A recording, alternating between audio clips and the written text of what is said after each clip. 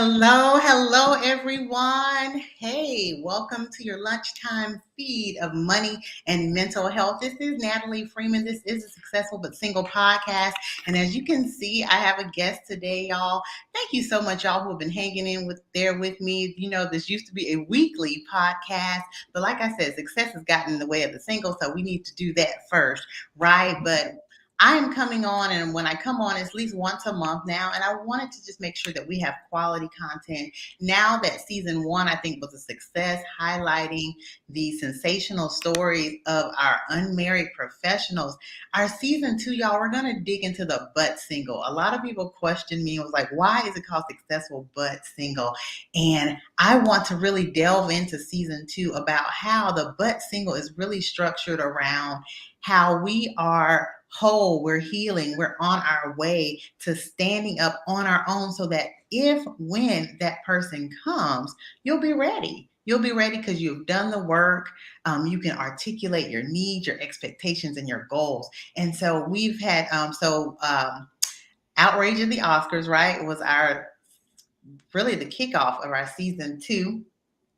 We talked about Will Smith, yes, and we kind of got into that, but we were talking about anger, y'all, and how we were just really about controlling our anger in relationships, and on and on and on. So our next episode, which is today, right now, with our guest, as you see on screen, we're going to talk about mental health and money. Again, y'all, how can we be our best selves in our lives, in every area of our life? And me being a financial advisor, my guest being a licensed mental family therapist, we're going to talk about it. And May is Mental Health Month.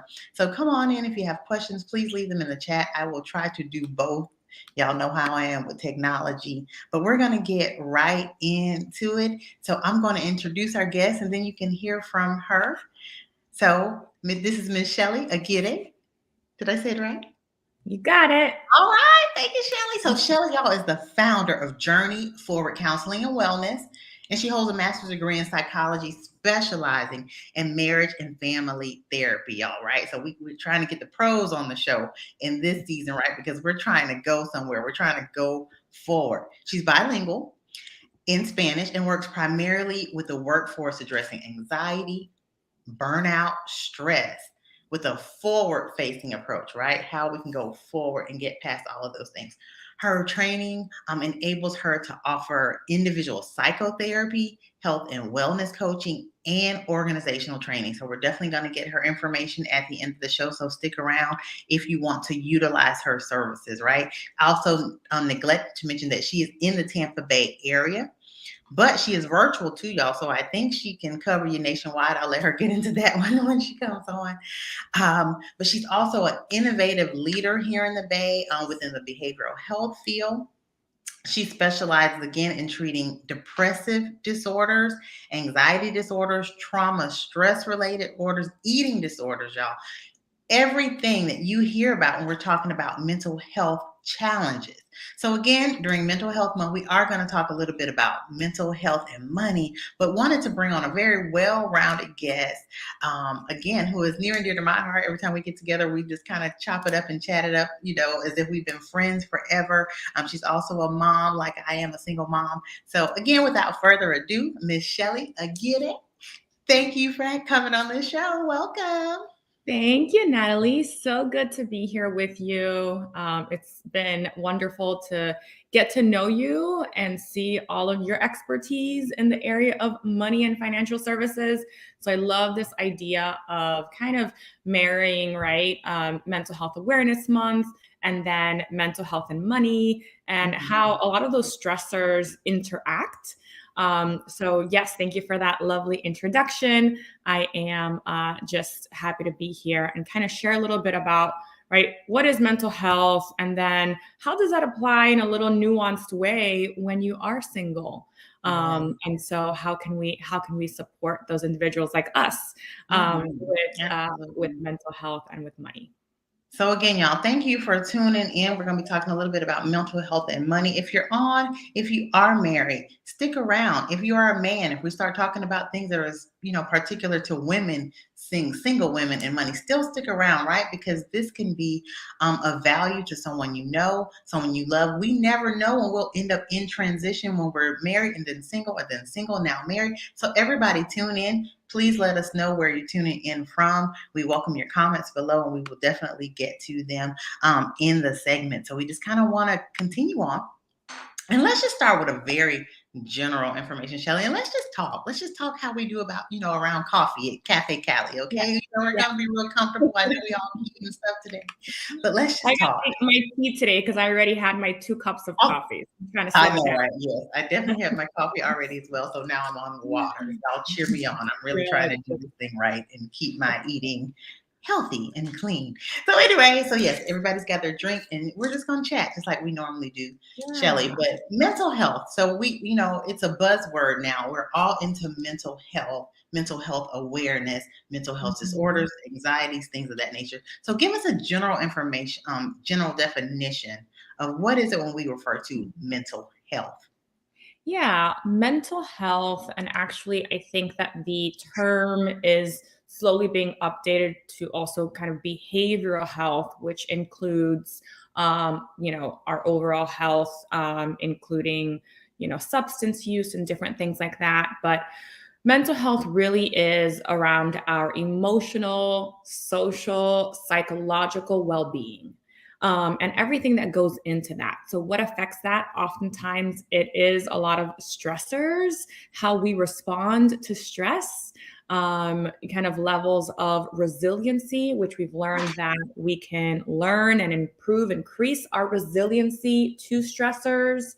And so, really is just that kind of health and wellness around those specific areas.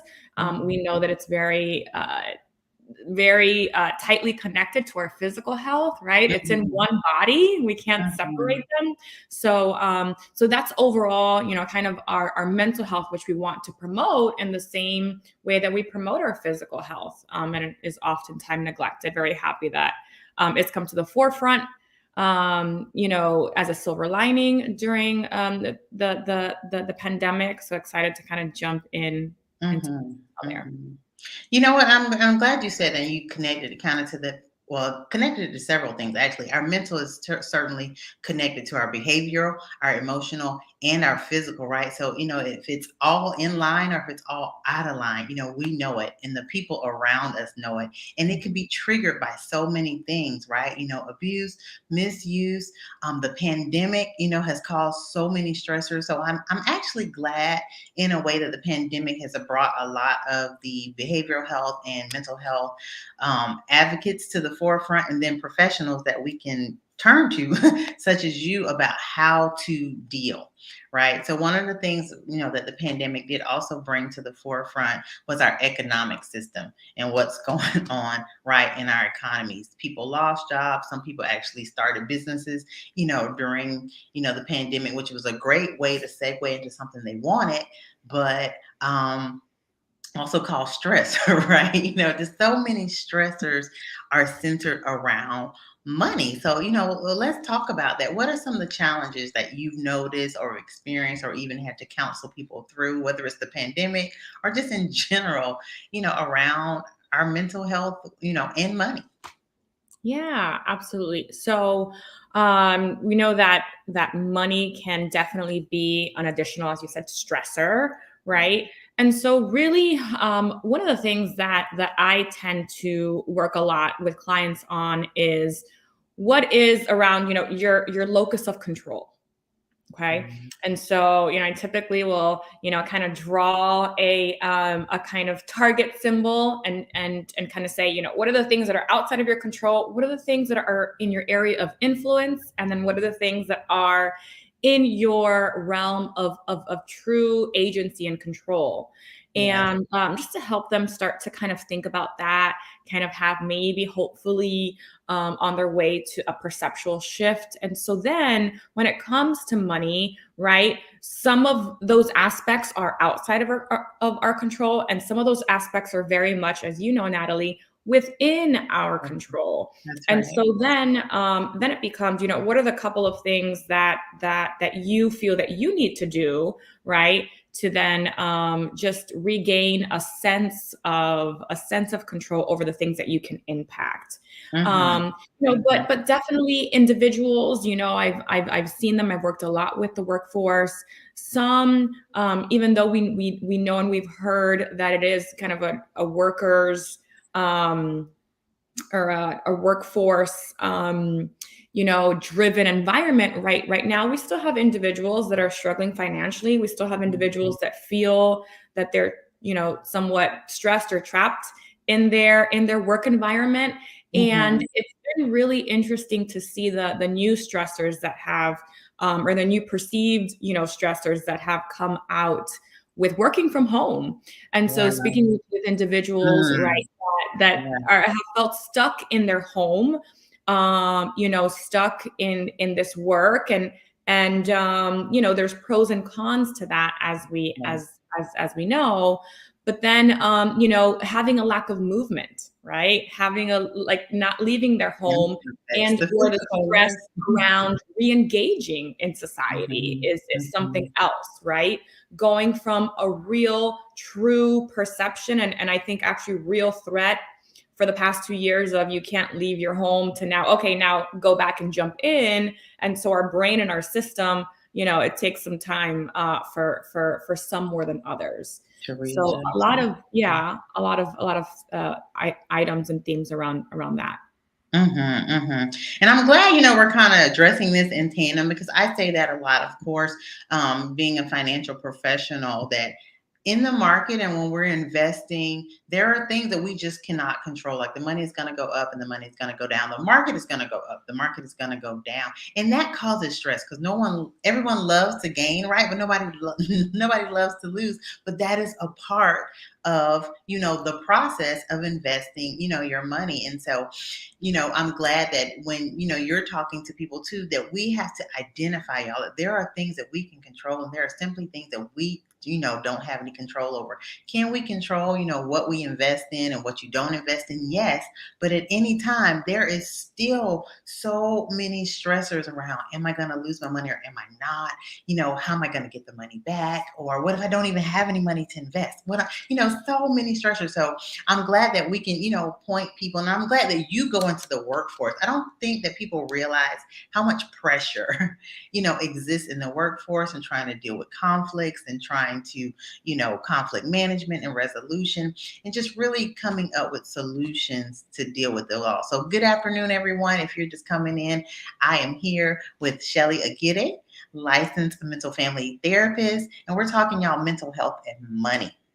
Yes, this is through the Successful but Single podcast. But again, y'all, mental health, money affects us all. So if you're not single or successful, tune on in. Right at the end, you can definitely get something from today's chat. So again, we're talking, and thank you all. Hey, y'all, those who are coming in, definitely, if you have a question, please list it or let us know where you're watching. So, y'all, again, money management, mental health, we've defined it for you, talking about just stressors in our environment, controllable versus non-controllable factors. But let's add another segment to that, or another layer to that. So again, we have money issues, right? More money, more problems, or no money, all the problems, right? But what happens when you don't have a partner to run those things by, or you're single? How does that affect, your mental health, Sheli? Yeah. I think it's an interesting layer to consider that we often don't talk about. And so I think that I can see this from a couple perspectives, both personally, right, as a single mother, as well as what I see in my clients, of course. And so, I think it's pretty obvious you don't have combined income or that additional support. And so it really requires, I think, some extra thoughtfulness and extra planning as you make any decision, including financial decisions, because there will be an impact without perhaps, right, additional support there. Having said that, many single people do have support from a lot of other, right, family and friends. So Yeah. a network, which I don't want to ignore, which is really valuable. But then it's funny because I have a lot of single friends, and I think I saw something recently about kind of and I brought it up to their attention. Dating and dining. Oh, yes. They're dating I've for had that conversation. right. And so It's a whole budget item, right? we chuckle, right? But for some people, right, that may be part of the consideration, both with a desire to date, but maybe having some limits Yeah. financially and what they Yeah. can do, as Yeah. well as, well, I don't know how much I like this person, but I could really use some dinner tonight. So both of those angles, I I'll never think. like him enough to date him permanently, but definitely for dinner, right? And if y'all are listening, one, let us know if you're married or single. Two, let us know if you feel like it's mentally easier if you are married and you have those two incomes, right? We're talking about money and mental health. Or if you think from a married perspective, if you think it's easier to be single and not have to collaborate with anyone. Or if you're single, chime in and let us know if you agree that, it is tough, having to manage money, have nobody to bounce it off of, the whole dating thing, having this whole dating budget, if you're going out, men or women, right? Because these days, y'all, the men just don't want to pay anymore. They're expecting, some reciprocation. So chime in and let us know. I didn't mean to interrupt you, Shelley. Go ahead. Not at all. I'm just rebooting here and making sure that I'm covering. I think the other aspect of that is I think people may run into the risk of getting or staying into a relationship for financial support. So that's something to really look out for, and or for being mindful of that kind of cycle of becoming a victim of being controlled, due to starting to depend on somebody financially, right? Oh my goodness. Okay. So So tell yeah. us about that codependence or interdependence or independence, even in relationships. So you're saying, even though I'm single, but now in a relationship, I really shouldn't depend on them for money, or what can happen if I get too dependent, on that person and then, unable to stand alone. Let's talk about that a little bit. Yeah, I think that there are really a lot of intricacies. I don't like to use the word should, in therapy, Right. Right. joke that we say, stop shoulding on yourself. Mhm. Yes. Because Don't we like sit to on often yourself, say, people. right, we like to often say, I should be doing this, I should be doing that. And so I just take a moment to challenge folks to hear themselves when they say that, when they say Mhm. should, Mhm. because we like to say it like to. So there may be, it just depends. It just depends. There may be things, as I like your use of the word interdependence, Yes. because I think that oftentimes we go to the extremes, right? We don't really, we kind of often forget, right, that middle ground of that healthy interdependence. And so I think that it's more about being aware of, um, how quickly you're moving towards that interdependence after having perhaps been independent for so long. Mhm. And there's different things that are thrown out nowadays around um love bombing, so someone sending all of these gifts and Uh-oh. Uh-oh. wanting for people to depend on them, Yeah. financially. And so, I think that there just has to be a certain awareness around that, Oh, I um, want to talk about around that the so bad. needs, right? Yes, absolutely. And so, so I think, having to use a level of discernment and learning to Mhm. listen to yourself, right? I like to work with the body a lot, right? So listen to your gut and listen to what is kind of activating you if it doesn't feel right. That might be Yeah. something to pay attention to. And Having trust said it. Right. Having said that, I also work a lot with the body's response to perceived threats. So sometimes we perceive something as threatening because of Mm, our past, yes. and maybe it what we need to do is take a moment to calm our bodies, to check in, and maybe it's a perceived but not a real threat, right? And it's okay to receive a gift. It's okay for somebody to pay for dinner. It's okay, for those things, but It's not a red flag. Everything isn't a red right, flag. not everything is a red flag. I agree. And I hear you, and I have to deal with my own things, right? As a Knowing the single difference, woman, right? and dating and really taking a moment to, this is a perceived threat, right? Mhm. Versus something that maybe truly is a red flag, right? So Yeah. if someone is saying, maybe I want to move in with you in the next 30 days, you Yeah. just started dating, that Yeah. might be something to think about or to Yeah. consider. Or if somebody, says, I just want you to not work at all, hey, that Mhm. sounds great. And that would be Yeah. something to consider under careful discussion, right? Let's talk about that. But As it's we grow to interdependence and even see if that aligns with both of our goals, right? exactly. There should be a process. There should be a lot of conversations, and Absolutely. probably a check-in with your financial advisor. I'd say. Right. Check in with the financial advisor. Good plug, Shelley. I love it.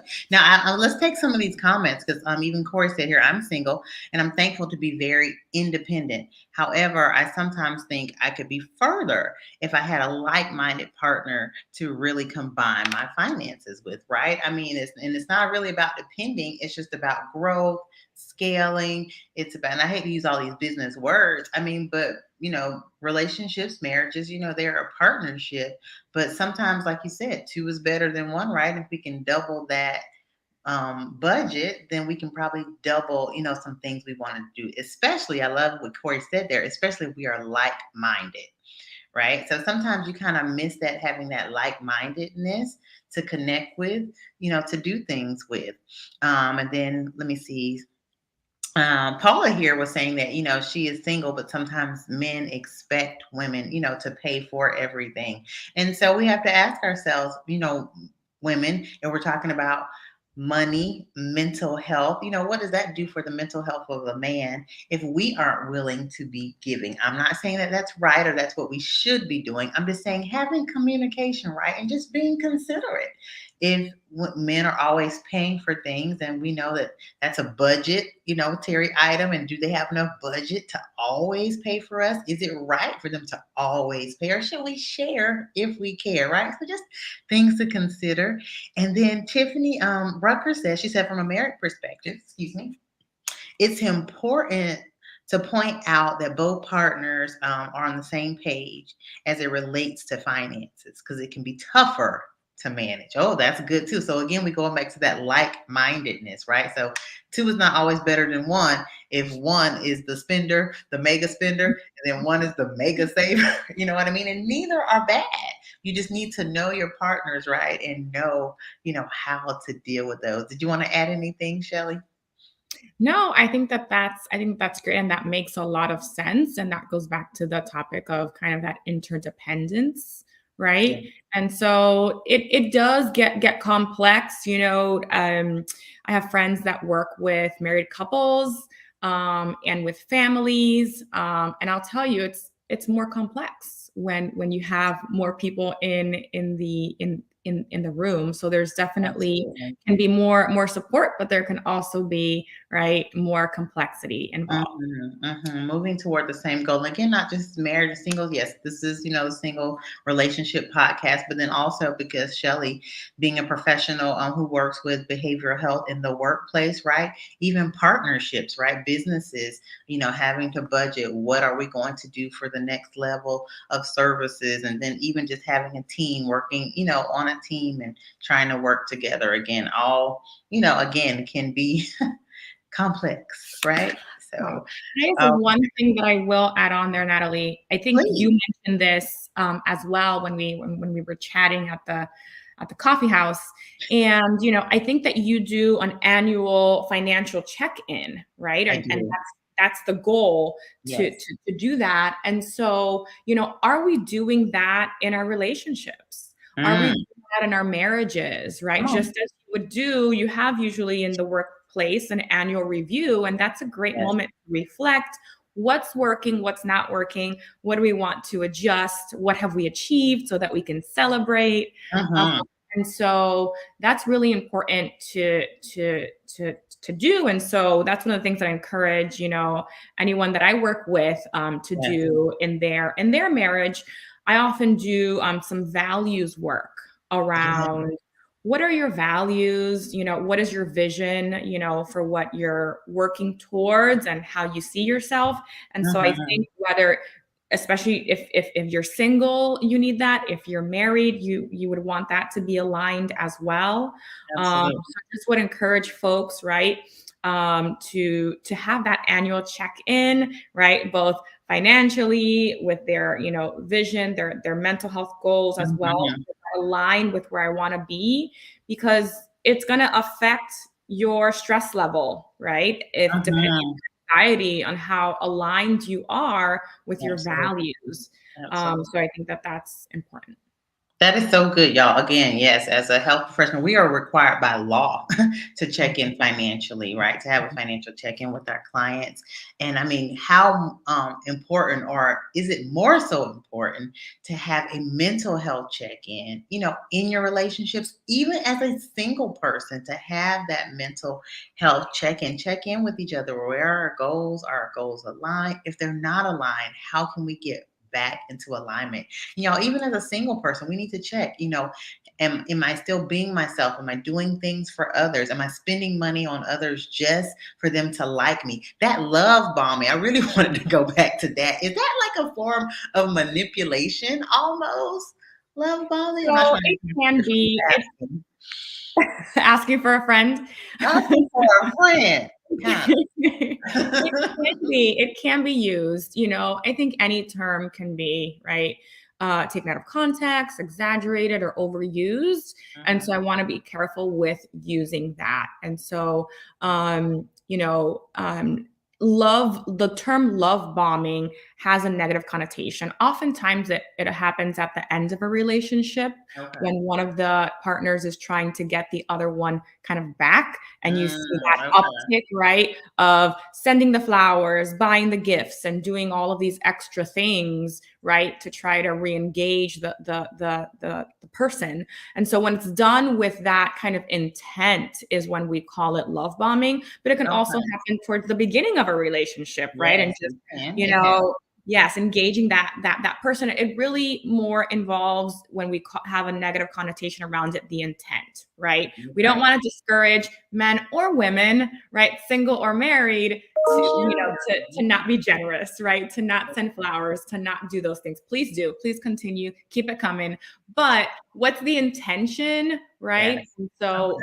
how are you doing that, and what makes sense? And what makes sense. And I was asking about motive again because, mentality, mental health, not being controlling, but being generous, and knowing the difference, being able to know the difference when something is healthy or unhealthy, right? Just like financial practices. Again, when is spending healthy, when is it not? Sometimes we need to spend money, right? It takes money to make money. A lot of people hear that, in the entrepreneurial realm, or even in relationships, for some things, medical expenses, or for children, right? We have to, but when is it overboard? And again, intent is so important. So if you're just tuning in, y'all, this is the Successful But Single podcast.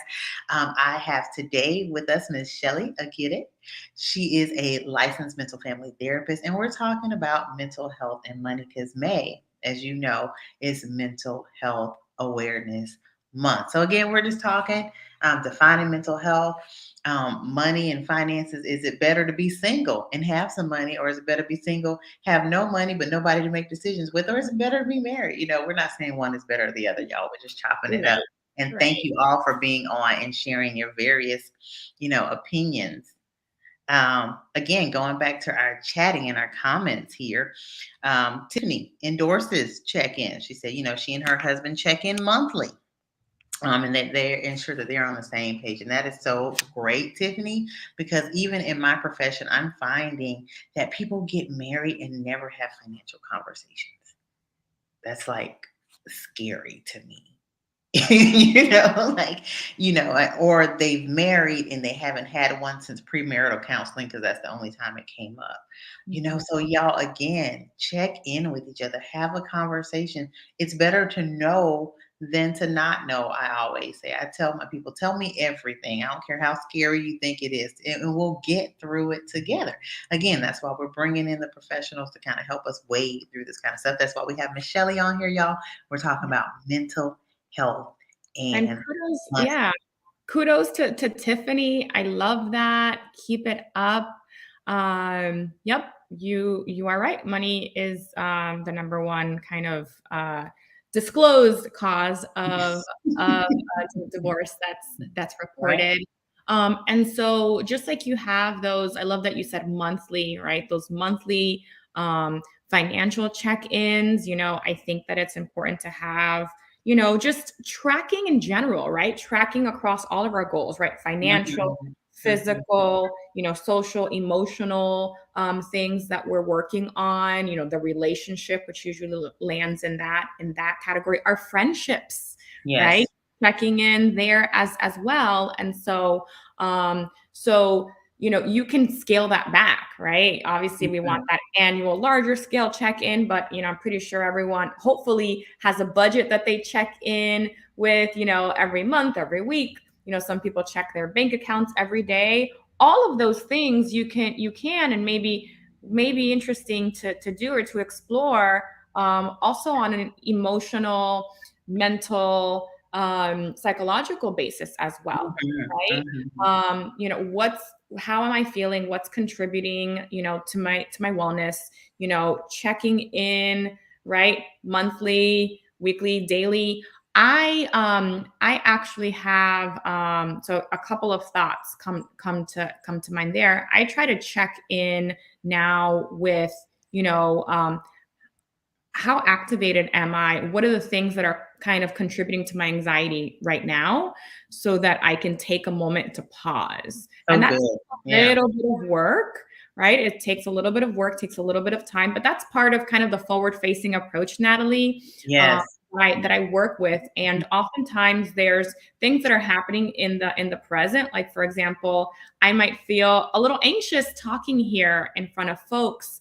And that may be kind of I may be perceiving some threat, right? Some judgment that comes from maybe Mhm, the past experiences that I've mhm, had. So how mhm. can I, kind of check in with myself right now and kind of calm myself? And we may have I to so do love that. that. We may have to do that when we're talking about money, I so right? love that. That is Have so a good. moment before we have those check-ins with our family, our Mhm. partners, our financial advisor, and Yeah. just take a moment to check in, to calm ourselves, to maybe Mhm, see if there's any intruding thoughts, right, about the past, about mhm, limiting beliefs, mhm, so that mhm. we can really be present and have a calm conversation. Because we know I was at a really excited to be at this past weekend. I don't know if any are familiar with Bessel van der Kolk's Trauma Research Foundation conference, right? And so we know when it comes to trauma that when there's a traumatic incident, or even if we're recalling trauma, our frontal lobe here, right, our executive functioning goes offline, and we Mhm. sometimes can't form words. The Yeah. language part of our brain, right, goes offline. Yes. And you see that more in folks that tend to have, let's say, a freeze response, like myself. Um, Yeah. really Like that fun when flight you're or trying to have fright. it's Yeah. really fun when you're trying to have difficult conversations and your language areas are kind of not working out. Um, Mhm. so yeah, so checking in, across all areas, and then we'll get to checking in with a professional when that's necessary, which I do myself. Mhm, mhm. Oh my God, you said so many things. I just wanted to jump in. First of all, activation.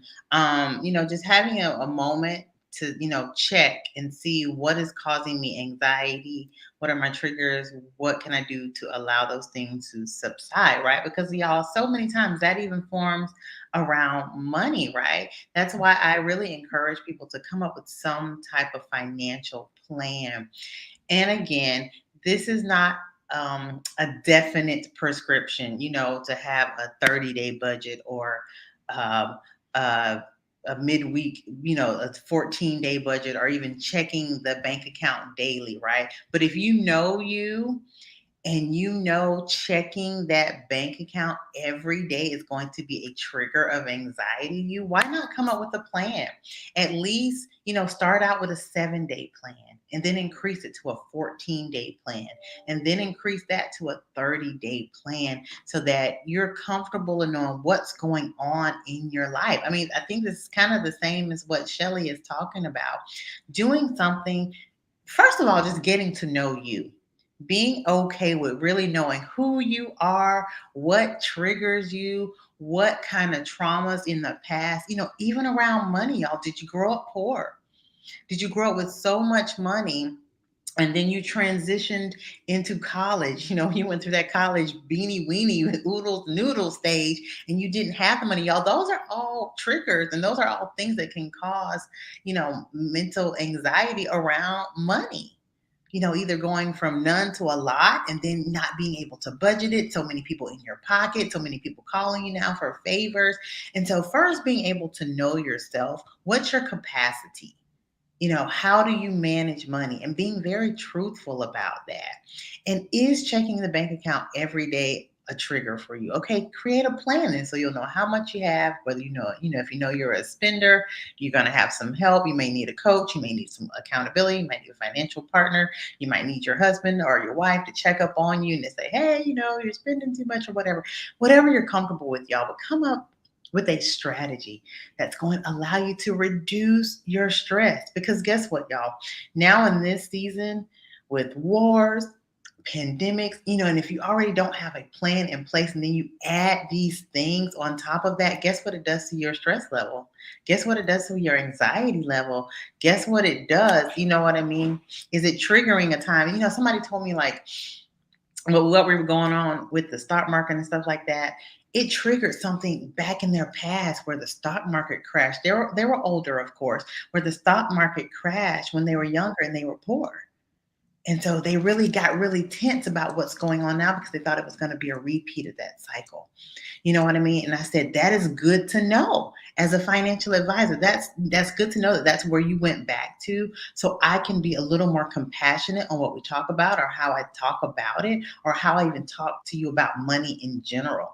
So y'all see, this is so good. This is not just for single people, even though this is the Successful of a Single podcast. This is for everybody, y'all, because we're talking about mental health and money and just ways we can, be healthier as it regards how we think about money, what we do with our money, and then, just needing help. Did you want to jump in anything before we move on, Shelley?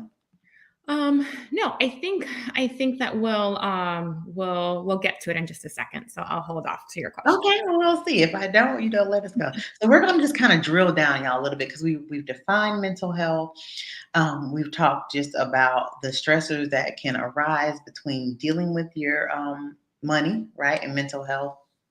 Even being single, and some of the issues, whether it's challenging being single and dealing with your money, or is it easier to be married, right, and deal with money. But now I want to talk about women, y'all. Just want to really drill down and talk about women for a second, women in society and money, because largely, historically, men have been the decision makers as it regards our money, whether it be in the home, it started out with your dad, and you may have been a child, and your dad made the decisions, or then maybe after you left home, you know, um, and you then got married and then the man kind of handled the money maybe because he made more or he worked out of the home and was or you maybe joined some kind of workforce or started a business where the CEO was a man and made the money. So historically, men have really been the decision makers as regards money. But y'all, that is shifting in our community. It is really shifting.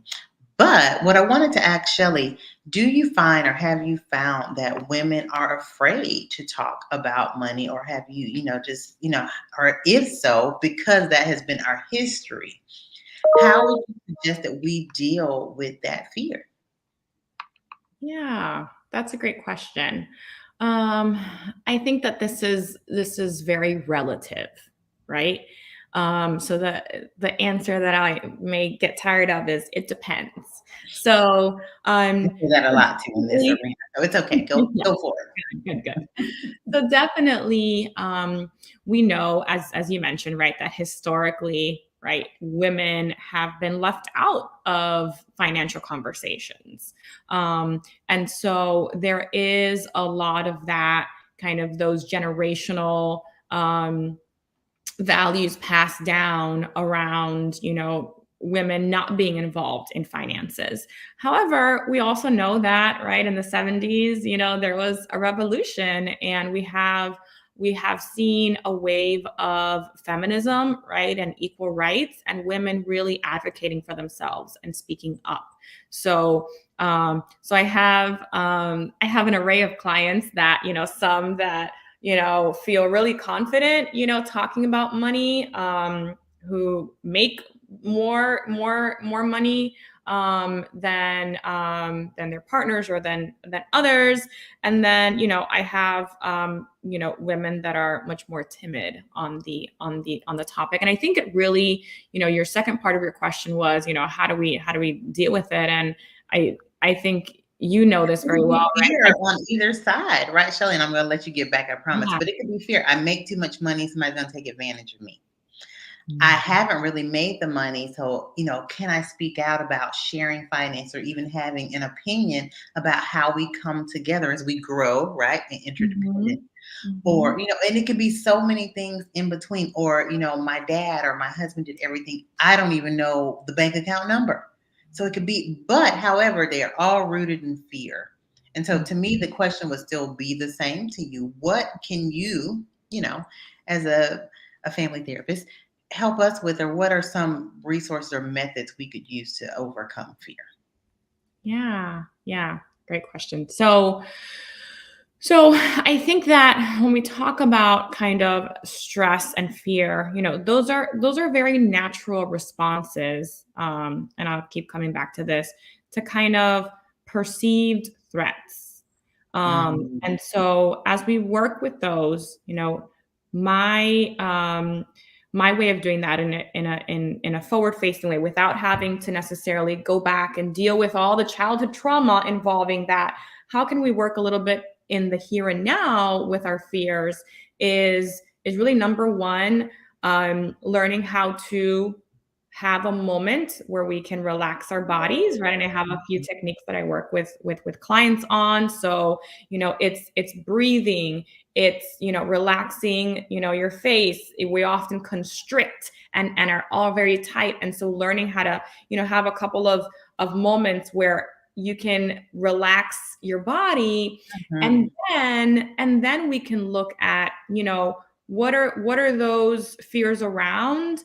It's a very natural response to get us to pay attention, to get us to Mhm. focus on the problem at hand. So it's good. We don't want to get rid of all of our fears, right? Having a healthy sense of kind of fear is sometimes helpful, and Yes, definitely very protective even. needed. Exactly. Yeah. So that anticipation and that paying attention and all of our senses being aware is something we don't want to fully get rid of, and certainly need for our survival.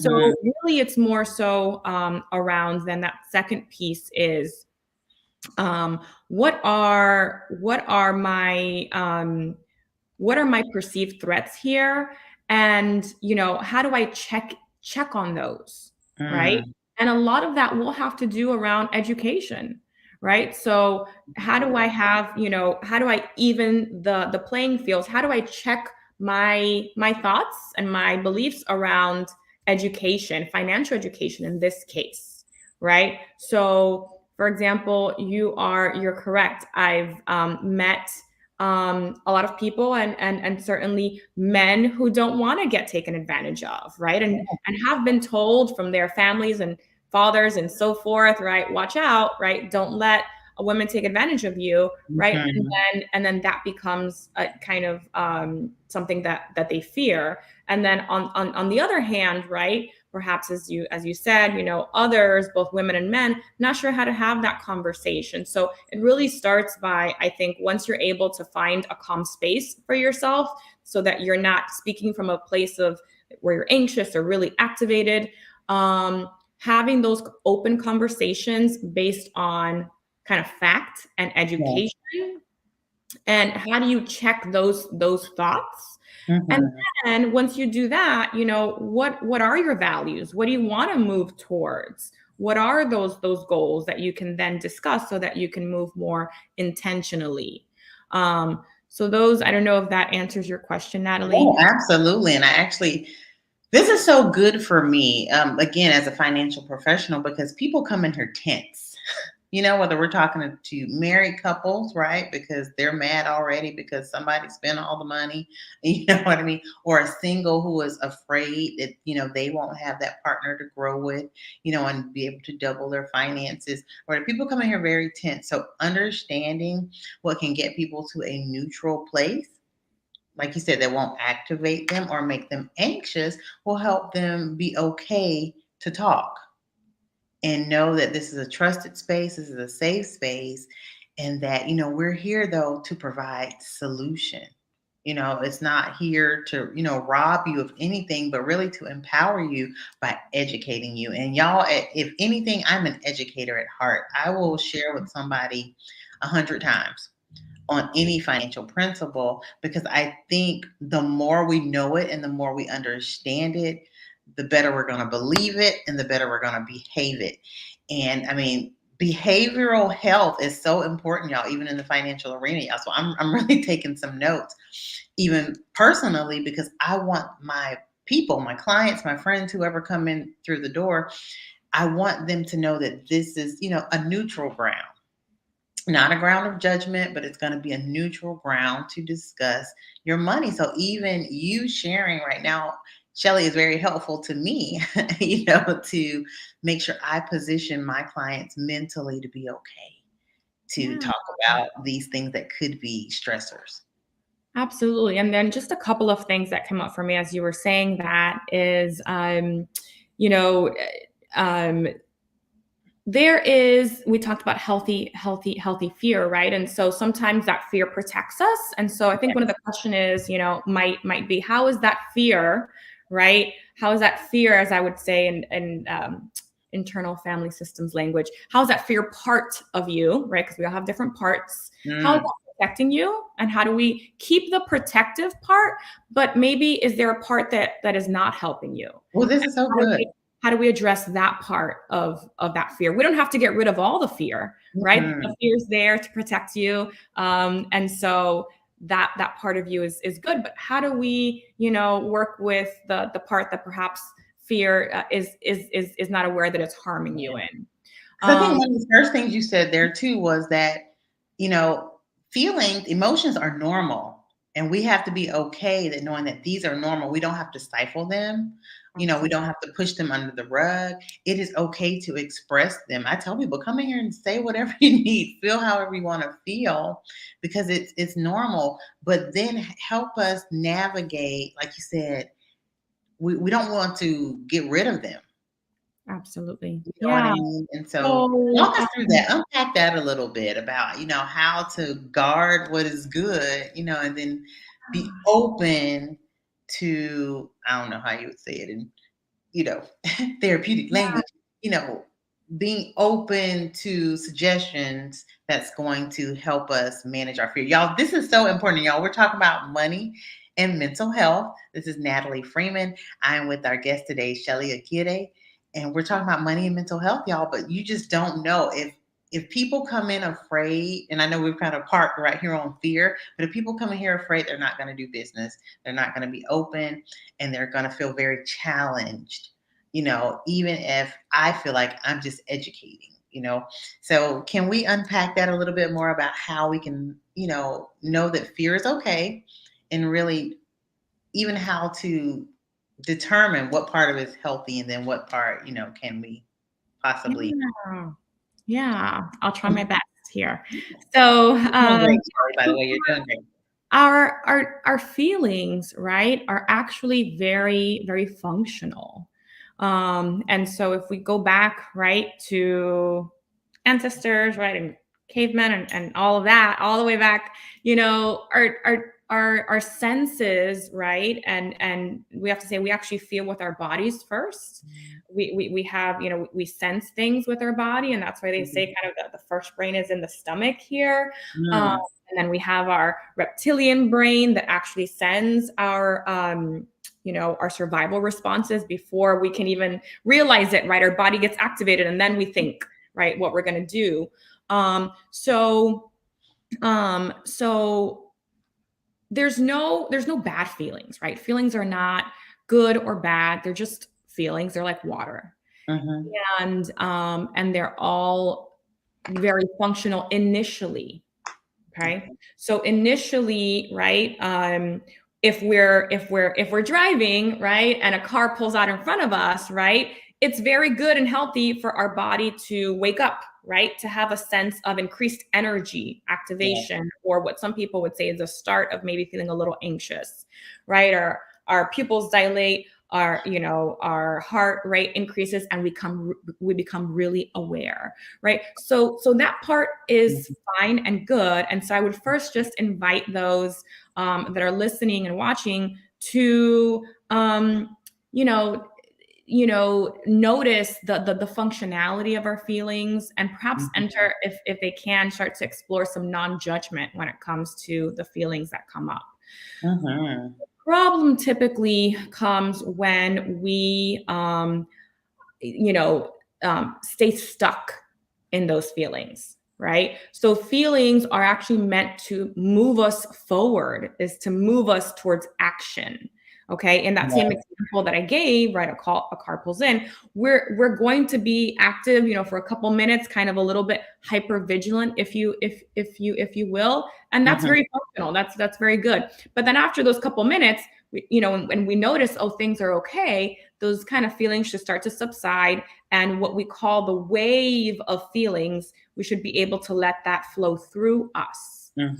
What happens is when we either get stuck in that feeling and don't let it kind of flow through us, and or when we continue with our thought cycles to re-trigger and reactivate ourselves, and then the feeling continues, because then we're caught in a either future tripping or a thought cycle where we're continuing to activate ourselves and staying in those feelings. So when we stay in those heightened sense of stress, right? Our body is activated, our pupils are dilated, our back is tense, we're in that, and we stay in that. That's when the chronic state of anxiety kicks in. That's when illness, we know that a lot of sicknesses, right, come from stress, which starts there in our bodies. And so that's when the problem comes in, is when we stay in that sense of stress and we don't check that, Natalie, is this fear, is it basically based in reality, in fact, in the education, the things that I'm learning, or is it something that I need to perhaps, work through so I can move through this sense of fear and kind of stuckness. Oh my goodness, y'all. So if you want to move through your stuckness, we are here today with Ms. Sheli Aguirre. We're talking about money and mental health. And we're talking about how, the two are married, inextricably tied, because from a financial perspective, without a plan, it decreases mental health, because it's a stressor for us. Stress, again, it incorporates how we feel, how we think, our body. People get sick sometimes. I see people come in here, y'all, and they get hot because we're talking about money, almost sick to their stomach, and so we're talking about just money and mental health, maybe Mental Health Awareness Month. and that it's important to have a plan. It's important to do check-ins. It's important to be okay whether you're married, talking about your finances, single, and having a plan for your finances. Either way is okay. And again, I brought in licensed mental family therapist, Miss Sheli Aguirre, to talk about that today. Sheli, our time has just like run out the door and we're almost done. I would like for you to come back because, again, you'll see us together, y'all. We're going to do a couple of things together as it revolves women. And as it involves women in different cultures and societies, as it revolves around money. So you will see Ms. Sheli again. But Sheli, can you tell the people how you can find them? And then we'll make sure we get those also written in the comments. Absolutely. It's been a pleasure to be here, Natalie, and we'll definitely do more things together. Looking forward to that. Yes. And yeah. coffee. Yeah, you can find me. My site is journeyforward.today. So www.journeyforward.today. And then my email is Sheli, SHELI, @journeyforward.today. You can kind of check me out there. So be happy to connect with any folks kind of looking for support. As you mentioned, I do work a lot with the workforce. I'm gearing up to be able to offer some professional resilience workshops as well. We know that burnout and stress has been really big, and so how can we look at that and approach it from, again, a forward facing manner? And so I would love to support, as much as I can around that. And as you mentioned, Natalie, looking at, how are different cultures dealing with stressors, and how does it look a little different? We know that, again, we talked about movement that's needed. So, sometimes even the creativity and being creative around expressing yourself. I think everyone should have, movement, exercise, dance, yoga, all of that as part of their self-care routine. Make sure that you're moving making sure that you're moving your body, making sure you have a social support system with you, making sure that you have, somebody, either a friend, a counselor, to check in with, every so often. All of those things are related, that you're sleeping well, that you're eating well. We are holistic beings. It's important that all of those are in check. So happy to chat more about that whenever. Yes, y'all. Not only are we holistic, y'all, we dwell in community. Nobody was meant to be alone, whether you're single or you're married. We were made for community. And so it is my pleasure and honor to endorse Ms. Sheli for her services, y'all. So please go check her out.